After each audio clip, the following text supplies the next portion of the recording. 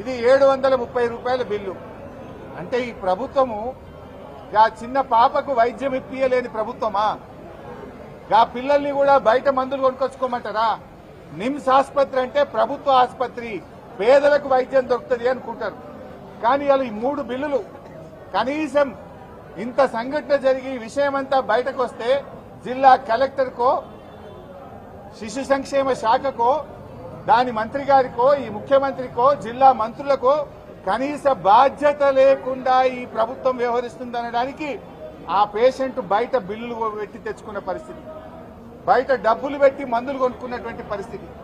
అంటే ఈ ప్రభుత్వం వైద్యం కూడా ఇయ్యే చేతనైతే లేదు. మేము వస్తే మాత్రం 100 మంది పోలీసు వాళ్ళు వచ్చి వీడికి, కానీ ఇక పేషెంట్ కు మందులు కొనిచ్చి ఇంత వైద్యం ఇప్పించే తెలివి లేదు. కానీ ప్రతిపక్షం వాళ్ళు వస్తే మేము మాకంటే ముందు పావు గంట ముందు మంత్రి గారు వచ్చిపోయినారు, మేము రాగానే 100 మంది పోలీసు వాళ్ళు వచ్చిండ్రు. ఈ పోలీసు వాళ్ళు వచ్చుడు కాదు, చేతనైతే ఆ పాపకు మంచి వైద్యం ఇవ్వండి. ఈ మందులు కొనుక్కొచ్చుకోమని ఏంది బయట? ఆ తల్లి ఏడుస్తుంది, మేము పేదోళ్ళం సార్, పైసలు లేవు సార్.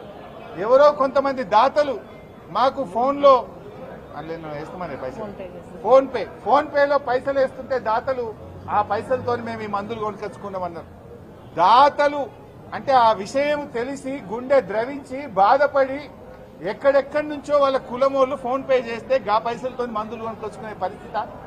అంటే మందులు ఇప్పియడం కూడా ఈ ప్రభుత్వానికి చేత కాదా? ఈ రాష్ట్రంలో మరి స్త్రీ శిశు సంక్షేమ మంత్రి ఏం చేస్తున్నట్టు, వైద్య ఆరోగ్య మంత్రి ఏం చేస్తున్నట్టు, ఆ జిల్లా 3 మంత్రులు ఏం చేస్తున్నట్టు, ముఖ్యమంత్రి ఏం చేస్తున్నట్టు? ఒక పసి పాప మీద ఇంత దారుణాతి దారుణమైన సంఘటన జరిగితే ప్రభుత్వం వ్యవహరించే తీరు ఇదేనా అని చెప్పి మేము అడుగుతా ఉన్నాం ఈరోజు. ఇంకా బాధ కలిగేది ఏంటంటే వాళ్ళ కులానికి చెందిన పెద్ద మనిషి పాపం ఆయన పట్టించుకొని, ఆయన పేరు రాంబాబు, ముతిగొండ రాంబాబు. ఆయన జిల్లాకు సంబంధించి రజక వృత్తిదారుల సంఘానికి అధ్యక్షుడు, భద్రాద్రి కొత్తగూడెం జిల్లా. అయ్యో మా కులంలో ఒక బిడ్డకి ఇట్లయింది అని చెప్పి ఆ పాపను విషయాన్ని బయటకు తెచ్చి పోలీస్ స్టేషన్లో కేసు పెట్టి ఆ పాపను నిమ్స్ ఆసుపత్రికి తెస్తే అక్కడ ఖమ్మం పోలీస్ అధికారి ఫోన్ చేసి ఏందా నువ్వు బాగా మాట్లాడుతున్నావు, అన్ని విషయాలు బయటకు తెస్తున్నావు, నీ మీద కేసు పెట్టా, నీ మీద ఎఫ్ఐఆర్ అవుతుంది, నువ్వు 6 నెలలు జైలుకు పోతావని బెదిరిస్తాడా? రక్షించాల్సిన పోలీసులు ఈ రకంగా బెదిరిస్తారా?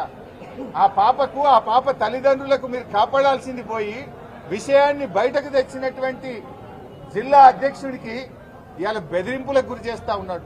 పాపం ఆయన ఒక్క డ్రెస్ మీద ఇక్కడికి వచ్చి ఆ పాపకు, ఆ కుటుంబానికి అండగా ఉండి ధైర్యాన్ని ఇచ్చి ఆ కుటుంబాన్ని కాపాడే ప్రయత్నం చేస్తే పోలీసులు పాపం అతనికి ఫోన్ చేసి ఆయనను రాంబాబును బెదిరించేటువంటి ప్రయత్నం చేస్తున్నారు. ఇది చాలా అమానుషం. డీజీపీ గారు ఆ పోలీసుల మీద యాక్షన్ తీసుకోండి. బెదిరించుడు కాదు, రక్షణ ఇవ్వాలి. ఆ తప్పు చేసిన వాడి మీద చర్యలు తీసుకోండి, ఫాస్ట్ ట్రాక్ కోర్టు పెట్టండి.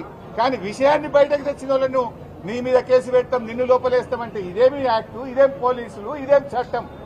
ఈ రాష్ట్రంలో ఏం జరుగుతూ ఉందని మేము ప్రశ్నిస్తా ఉన్నాం. దయచేసి ఇప్పటికైనా మేము ప్రభుత్వాన్ని సూటిగా డిమాండ్ చేస్తా ఉన్నాం. ఆ పాపకు వెంటనే ఒక 10 లక్షల రూపాయలు ఎక్స్గ్రేషియా ఇవ్వండి.